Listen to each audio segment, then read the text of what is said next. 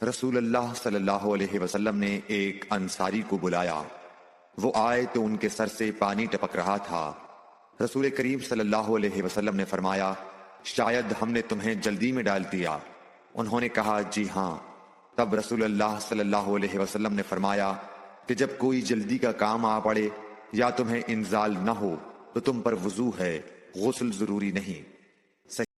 رسول کریم صلی اللہ علیہ وسلم جب عرفہ سے لوٹے تو پہاڑ کی گھاٹی کی جانب مڑ گئے اور رفع حاجت کی۔ اسامہ کہتے ہیں کہ پھر آپ نے وضو کیا اور میں آپ صلی اللہ علیہ وسلم کے اعضاء پر پانی ڈالنے لگا اور آپ وضو فرماتے رہے۔ میں نے کہا، یا رسول اللہ، آپ اب نماز پڑھیں گے؟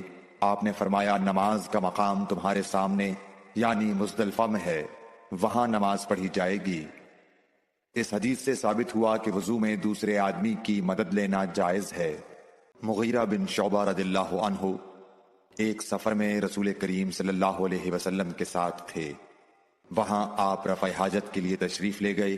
جب آپ واپس آئے، آپ نے وضو شروع کیا تو مغیرہ بن شعبہ آپ کے اعضائے وضو پر پانی ڈالنے لگے۔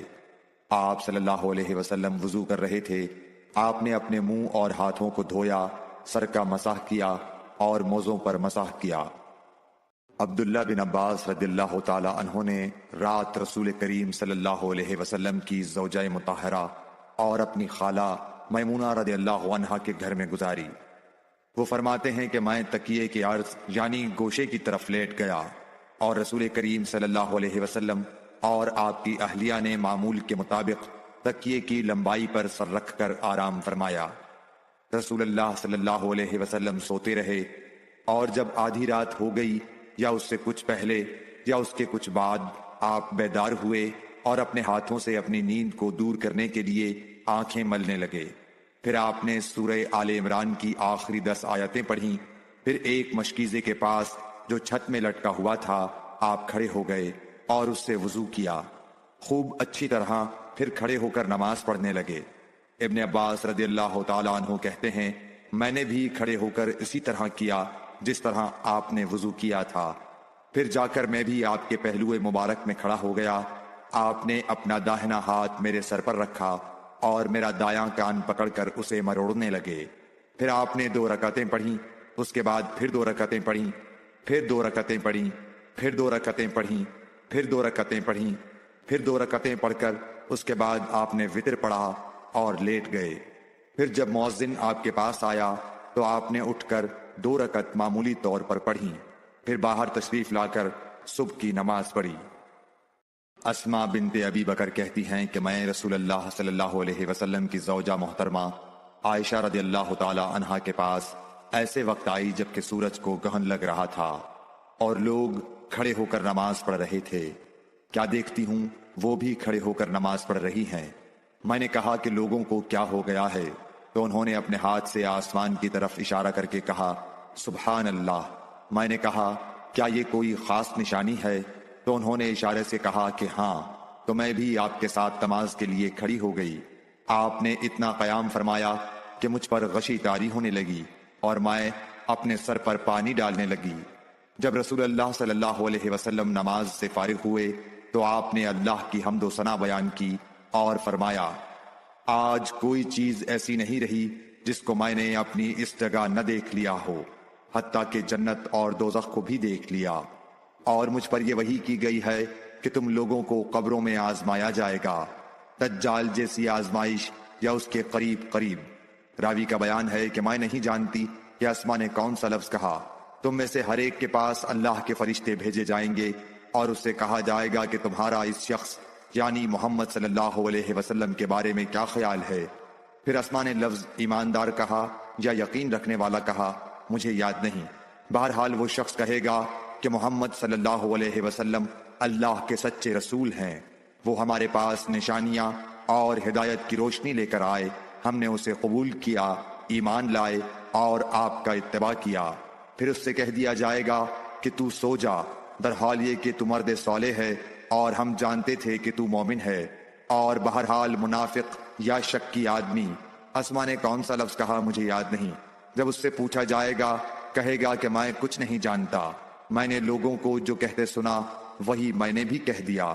ایک آدمی نے عبداللہ بن زید رضی اللہ تعالیٰ عنہ جو عمرو بن یحییٰ کے دادا ہیں سے پوچھا کہ کیا آپ مجھے دکھا سکتے ہیں کہ رسول اللہ صلی اللہ علیہ وسلم نے کس طرح وضو کیا ہے؟ عبداللہ بن زید رضی اللہ تعالیٰ عنہ نے کہا کہ ہاں۔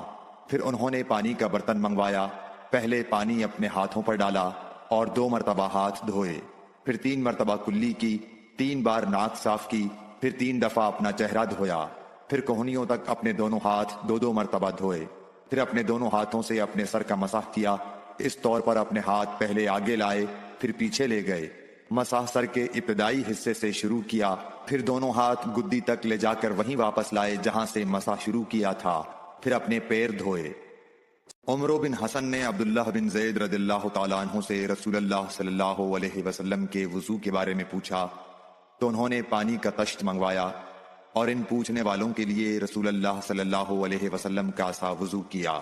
پہلے تشت سے اپنے ہاتھوں پر پانی گرایا، پھر 3 بار ہاتھ دھوئے، پھر اپنا ہاتھ تشت میں ڈالا اور پانی لیا، پھر کلی کی، ناک میں پانی ڈالا، ناک صاف کی 3 چلوؤں سے، پھر اپنا ہاتھ تشت میں ڈالا اور 3 مرتبہ منہ دھویا، پھر اپنے دونوں ہاتھ کوہنیوں تک دوبارہ دھوئے، پھر اپنا ہاتھ تشت میں ڈالا اور سر کا مسح کیا، پہلے آگے لائے پھر پیچھے لے گئے 1 بار، ٹخنوں تک اپنے دونوں پاؤں دھوئے۔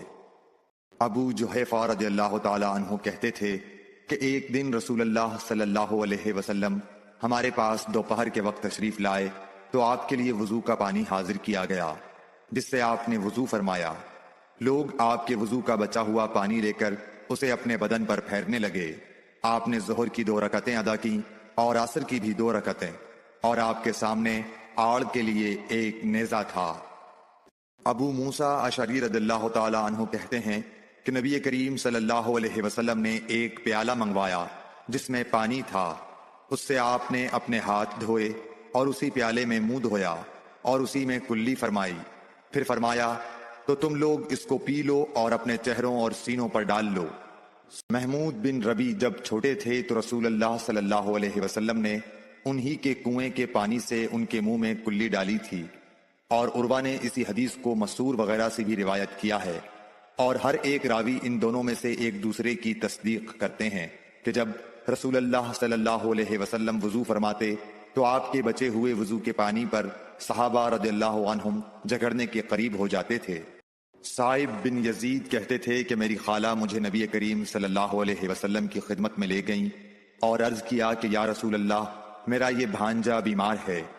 آپ صلی اللہ علیہ وسلم نے میرے سر پر اپنا ہاتھ پھیرا اور میرے لیے برکت کی دعا فرمائی، پھر آپ نے وضو کیا اور میں نے آپ کے وضو کا بچا ہوا پانی پیا، پھر میں آپ کی کمر کے پیچھے کھڑا ہو گیا اور میں نے مہر نبوت دیکھی جو آپ کے مونڈھوں کے درمیان ایسی تھی جیسے چھپر کھٹ کی گھنڈی یا کبوتر کا انڈا۔